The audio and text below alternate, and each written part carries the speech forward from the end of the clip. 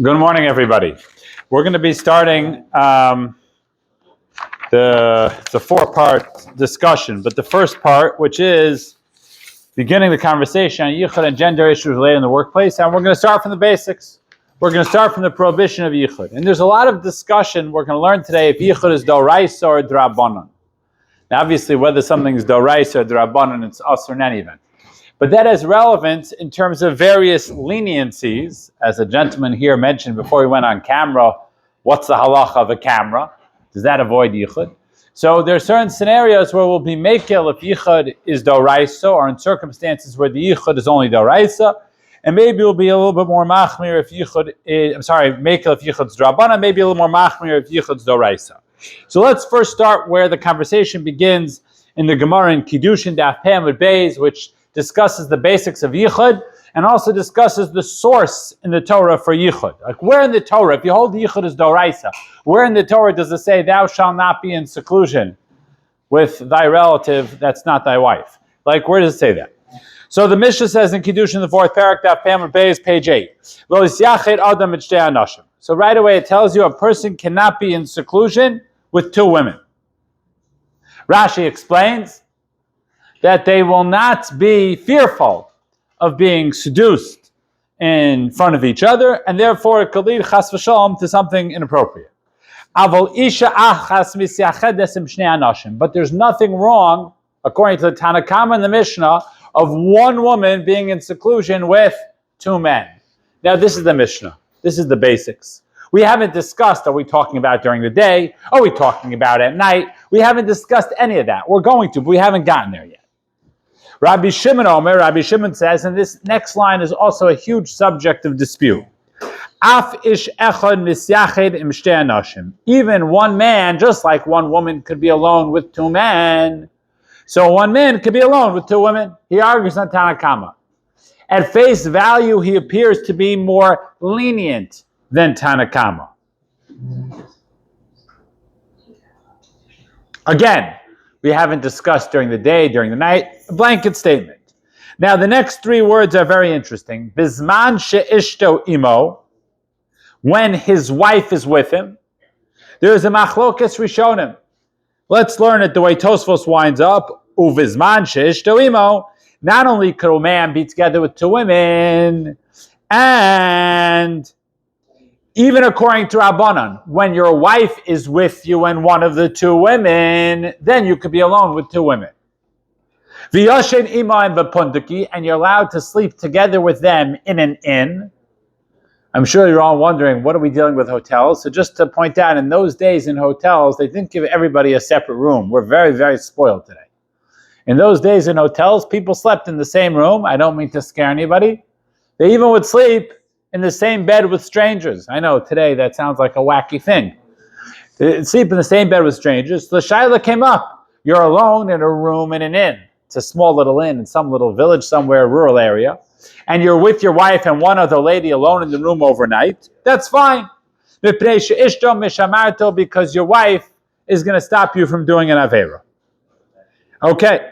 So we've learned this concept of ishto meshamarto. When your wife is with you, there's no yichud, even according to Rabbanan. Again, we're learning like Tosfos, that a man cannot be alone with two women, but if one of those two women is his wife, it's not a problem. Misyachid adam im imo v'imbito. A person is allowed to be in seclusion with his mother or daughter. V'yashen iman b'kiruv basar. He's allowed to sleep with them in the same bed. V'migdilu, if they grow up, they can still sleep in the same bed. Zu yeshena b'ksusa, v'zu yeshena b'ksusa, as long as they're wearing pajamas, they can sleep in the same bed. Again, today, this is very, very hard for us to imagine, because Baruch Hashem, we have enough beds in our house for all the people. But that wasn't always the case. Okay, now this concept of yichud with a mother and a daughter, I just want to mention, parenthetically, I heard from Rav Yashiv, it's not that, b'shem Rav Yashiv, I didn't speak to him directly, that this applies. It's child is always asked, what about a ger? Could a ger be together with his mother who's not Jewish in the same room? Be miyached. Halachically, we say ger shenisgayer kikachin shenola dami. So the answer is yes, because those aren't things that are contingent upon halacha. Those are things that are contingent upon human feelings and biology. And a normal man should not have feelings for his mother in that way. Or his daughter. That would not be considered healthy. And we'll see in Hilchos Yichud, it's important to know this, that Hilchos Yichud are protections for healthy people. They're not protections for people that are not healthy. There's no way you could protect people that are not healthy, and that's how Hilchos Yichud is all about.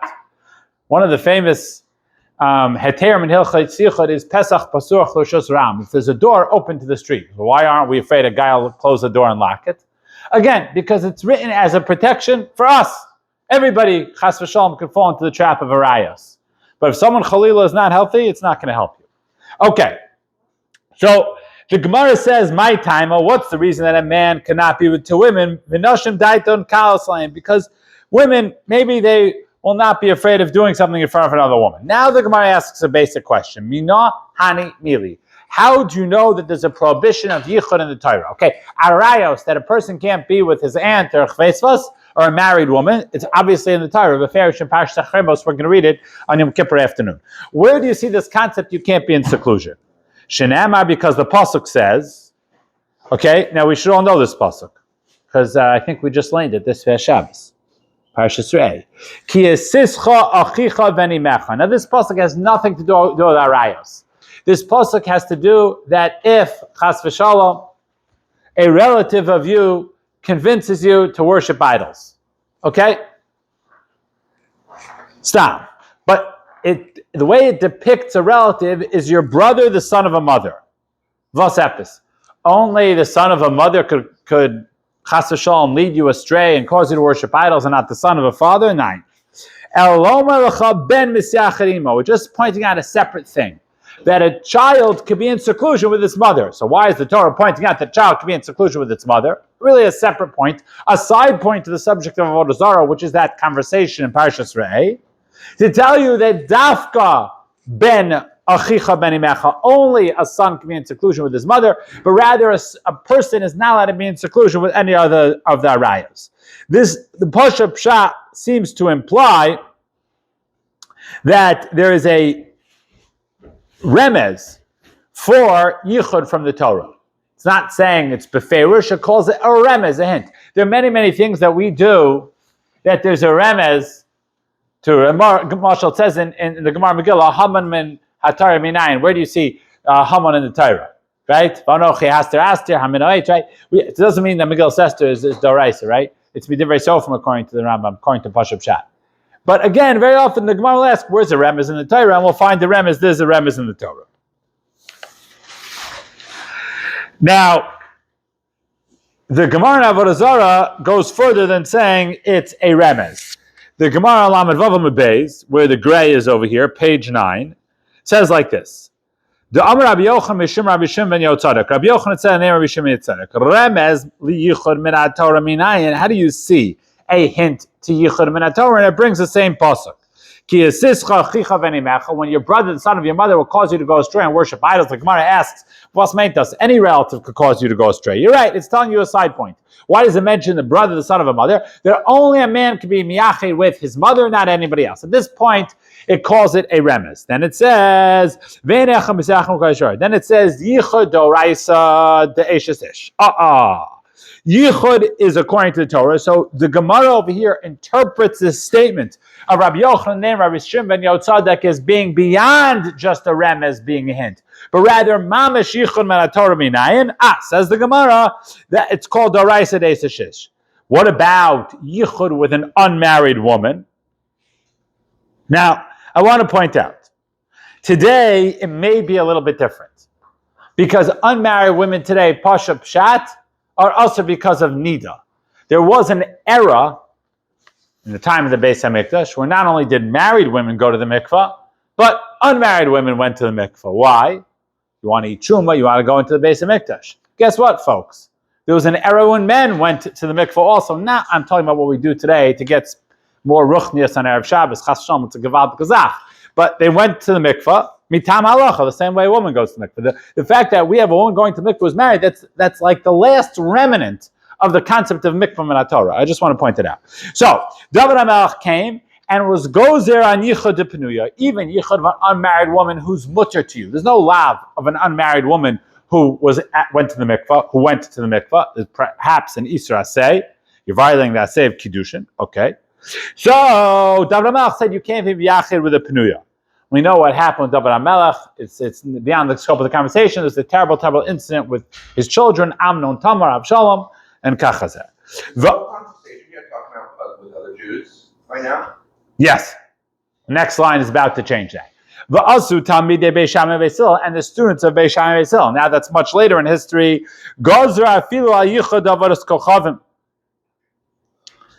They were gozer on the yichud with a non-Jewish woman.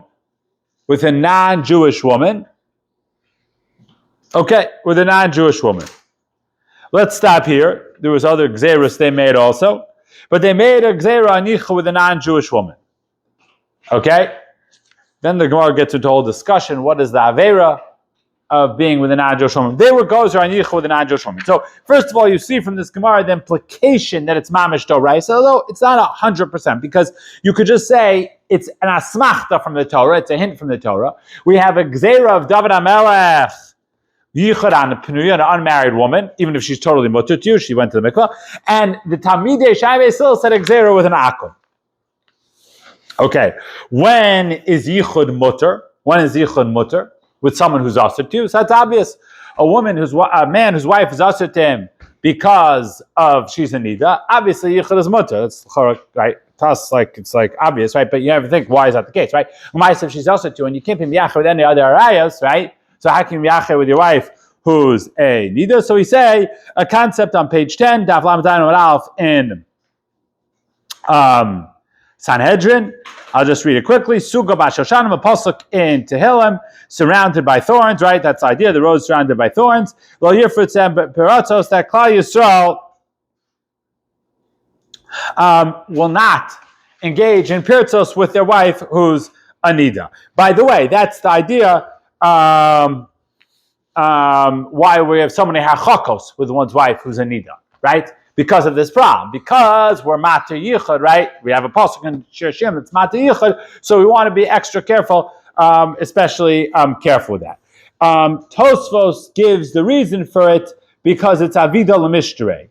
Because since it's going to be permitted, it's Tosfos here on the left-hand side.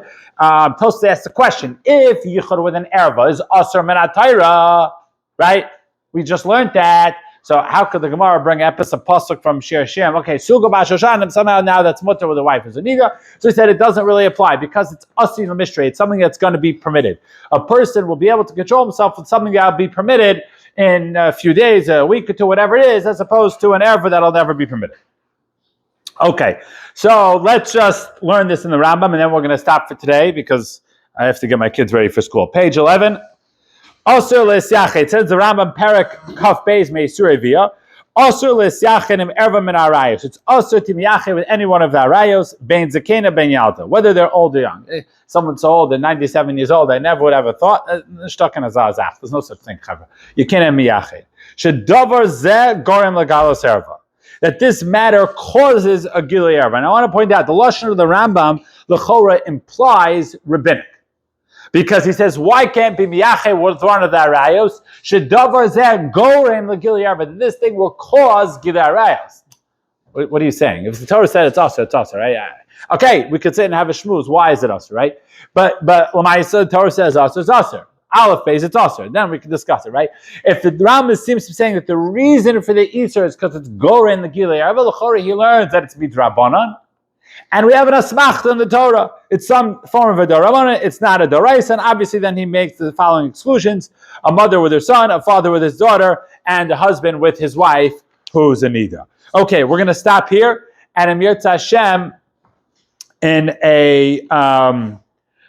on Friday, we'll continue learning this. And Amir Hashem, we're back to learning. So it is very exciting. Everybody should have a wonderful, wonderful day.